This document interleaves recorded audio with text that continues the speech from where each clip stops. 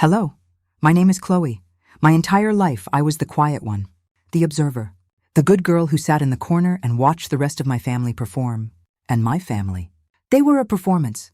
My parents were obsessed with appearances. My Uncle Frank, my father's brother, was the loud, booming patriarch of the family. He was a man who measured success in dollar signs and the size of your car. His wife, my Aunt Patty, was thin, nervous, and dripping in jewelry. Their children, my cousins Mark and Jason, were loud, arrogant boys who were failing school but were praised for being confident. My family was a house of mirrors, all shiny surfaces and distorted images. Before we move forward, show a little love. Please take a second to like this video, subscribe to my channel, and comment where in the world you're listening from. I love seeing how far my stories travel. In this house of mirrors, there was one real person, my mother's sister, my Aunt Clara. Aunt Clara was the family black sheep. She was the one they whispered about at Thanksgiving. She was an artist. She lived in a small, cluttered apartment in a bad part of the city. She never married. She wore strange, colorful clothes. She did not care about money. My Uncle Frank hated her. He called her a wasted life. My parents just looked at her with pity and embarrassment. They were ashamed of her. I adored her. While my family was busy performing, Aunt Clara was the only one who ever saw me. When I was 10 and my cousins were getting new video game consoles, Aunt Clara slipped me a worn-out copy of a classic book. "Your mind is a garden, Chloe," she whispered to me, her eyes bright. "Do not let them plant weeds in it." She was my secret. She would take me to museums. She would show me art. She would listen to my thoughts about the world, and she never once told me I was wrong. She was my real mother. She was my real family. My parents were just the people I lived with. As I grew older, my family's performance became more and more desperate. They bought bigger houses. They bought newer cars, and they all mocked Aunt Clara. Uncle Frank would laugh at her. "Still playing with paint, Clara?" He would boom at Christmas. "I just closed a 7-figure deal. But hey, I am sure that painting you made is worth $50, maybe?" And my parents, they would just smile. They would let him do it. Aunt Clara would just smile back, a small, sad, knowing smile. She never fought back. She just endured. She was my hero. She was the only person in my entire family who was brave enough to be herself. She was the only one who was not afraid. I loved her, and she loved me. She was my only ally. And then last year she got sick. It was cancer. It was fast. The family, they were awful. They visited her once. In the hospital, Uncle Frank looked around her small, clean room and said, "This is it? This is what her art got her? A sad little room?" He left after 5 minutes. My parents sent flowers. But I was there. I was there every single day after my classes. I held her hand. We did not talk much. We just were. We were a team. One last time. When Aunt Clara passed away, my family's reaction was disgusting. There was no sadness. There was just relief. Like a strange, embarrassing problem had finally been solved. "Well, that is that," Uncle Frank said, when my mother told him. "Good riddance. What a wasted life. Now we have to deal with her estate," he laughed. "What is she going to leave? A few dusty paintings and a pile of debt?" My parents agreed. They were just glad the embarrassment was over. They planned to skip the funeral until I told them I was going. They had to come for appearances. The funeral was small. It was just me, my parents, Uncle Frank, Aunt Patty, and my cousins. And then there was another man, a man I did not know. He was older, in a very expensive suit. He sat in the back. He looked very sad. After the service, he came up to me. "You must be Chloe," he said. His voice was kind. "My name is Mr. Harrison. I was your aunt's lawyer." And her friend. My family, smelling money, or at least a will, immediately gathered around him.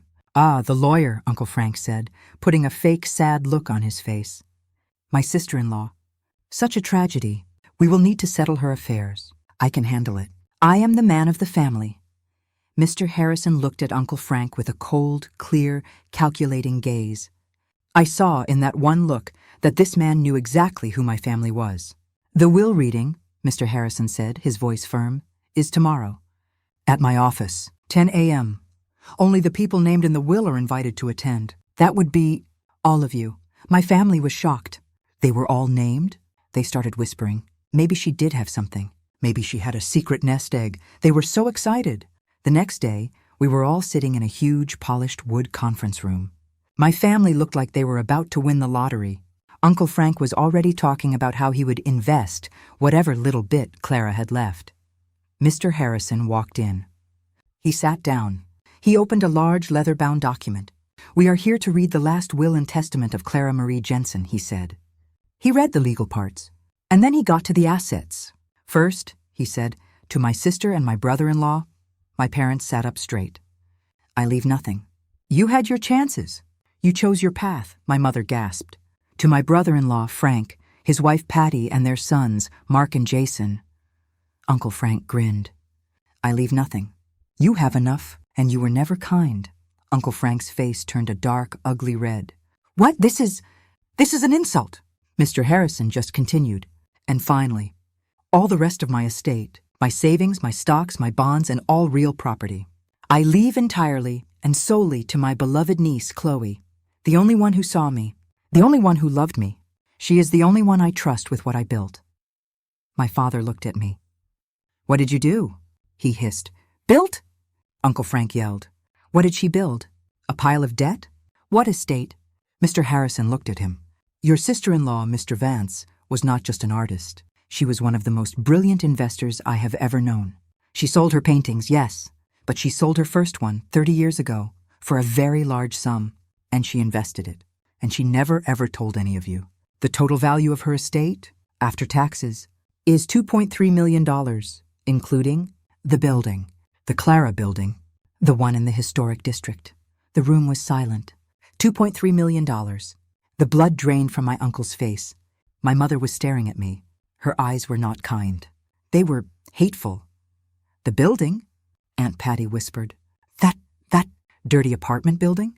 "The dirty apartment building, as you call it," Mr. Harrison said, "is a fully restored, 5-story, historic brownstone.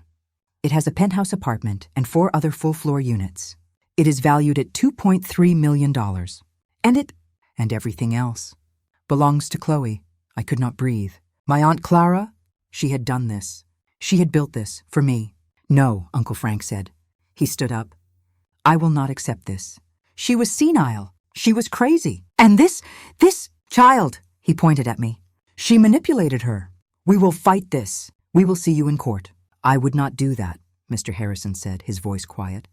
"She also left this." He pressed a button on a small recorder, and we heard my Aunt Clara's voice, clear and strong, from 1 week before she died. "I am of sound mind," she said, "and I am leaving everything to Chloe, because my family, Frank and the rest of them, are greedy, cruel, and selfish. They mocked me in life. They will not steal from me in death. This is my final word, and it is for my Chloe, my daughter in all but name." The recording clicked off. The case was ironclad, and my family, they looked at me, not with love, but with a pure, cold, terrible, possessive rage. I was in shock. I walked out of that office in a daze. $2.3 million. A building. My aunt. She had given me a fortress. She had given me a new life. My family. They did not speak to me. They stormed out of the office. Uncle Frank was red in the face. My parents would not even look at me. I went home, to my parents' house, to my small childhood bedroom. The silence was worse than the yelling. They treated me like a ghost. They would walk past me in the hallway and not see me. They would talk at the dinner table as if I was not there. It was cold. It was terrifying. I was living in a house with 3 people who hated me. I was still in the family group chat, the one where we talked about Thanksgiving plans and birthdays. It was silent. No one was talking. Then my phone buzzed. It was from my younger cousin, Amy. She was not like her brothers, Mark and Jason. She was quiet, like me. She was always on the outside. The text said, "Chloe, you need to see this.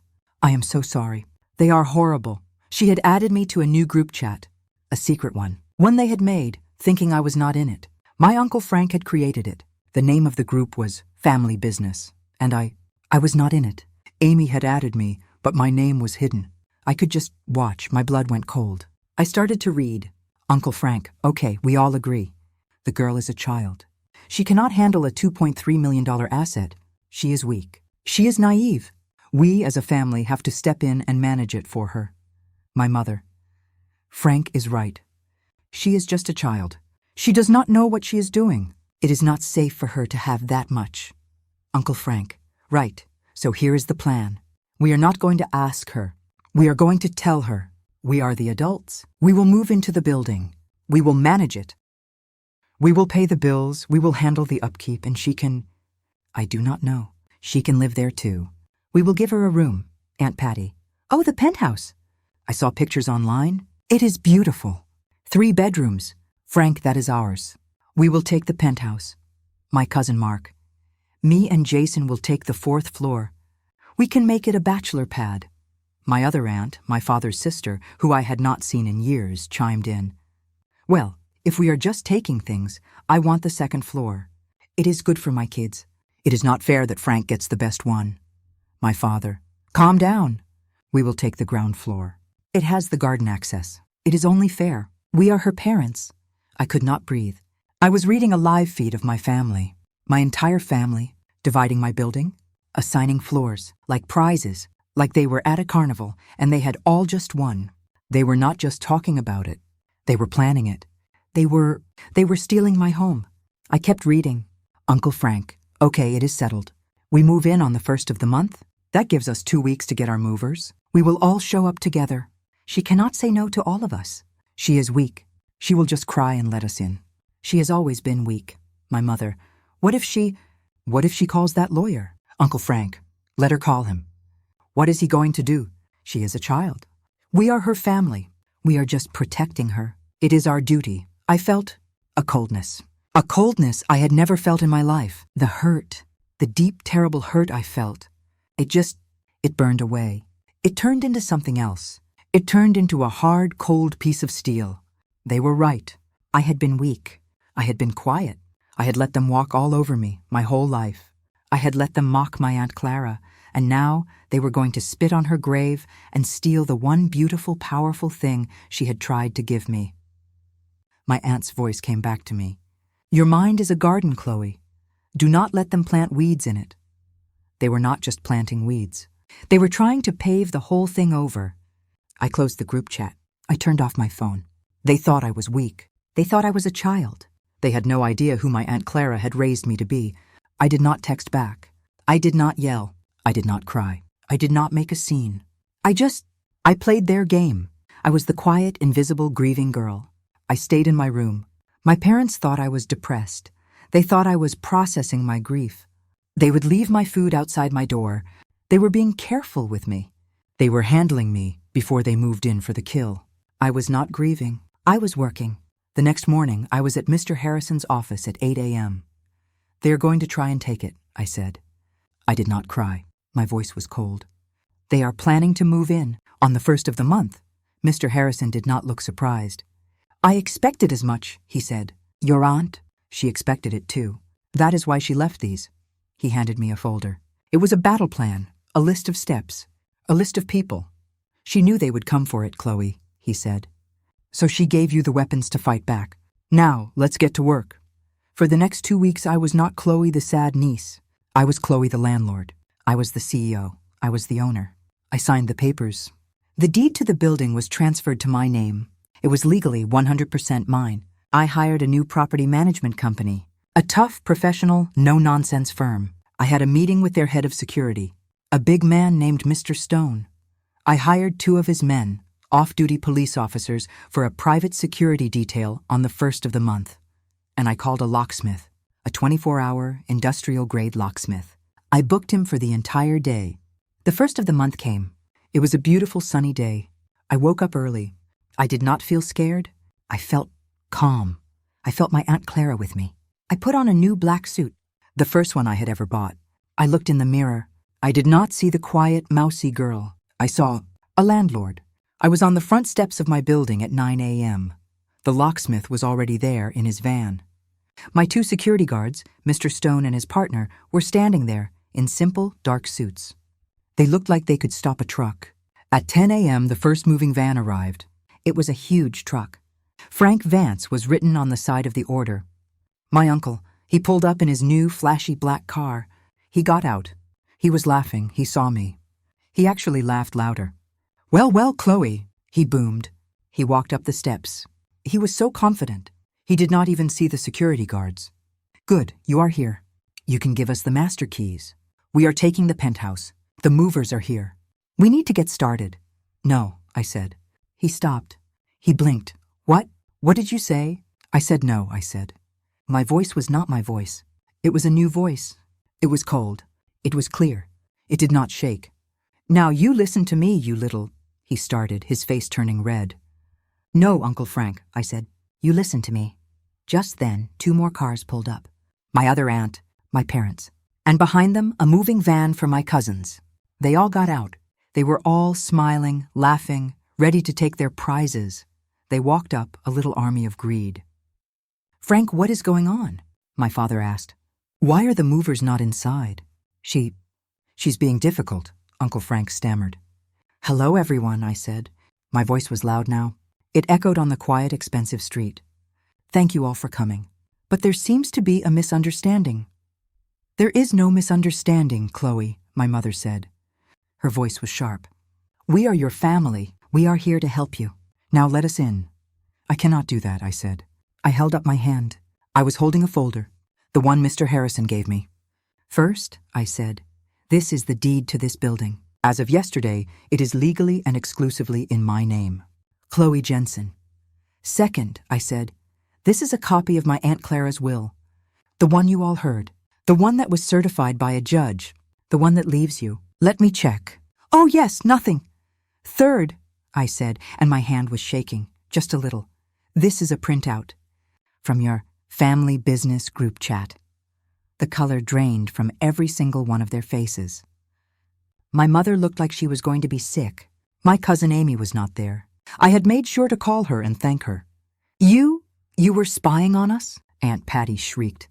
I was reading, I said. I read how you, Uncle Frank, assigned yourself the penthouse. How my parents took the garden level. How you creatures, you divided up my aunt's home like vultures before she was even cold. How dare you? My father yelled. How dare you? I yelled back. You all mocked her. You all hated her. You called her a waste. You never visited her. You never loved her. But you are happy to live in her house. You are happy to steal her money. You are happy to take what is mine. I took a deep breath. This is not a free hotel, I said. This is not a prize. This is not your family asset. It is my home. And you are not my family. Not anymore. You cannot do this, Uncle Frank roared. He tried to push past me. He tried to force his way to the door. Mr. Stone, my security guard, stepped in front of him. He did not even touch him. He just stood there, a human wall. Uncle Frank stopped. He was a bully, and he was, at his core, a coward. And finally, I said, I pulled out the last paper. This is a legally filed restraining order against you, Frank Vance, for harassment and for the threats you made in that group chat. If you set foot on this property or come within 500 feet of me, you will be arrested. He looked like I had hit him with a brick. Now, I said. I turned to the locksmith who was waiting. Please, I said. Begin your work, the locksmith nodded.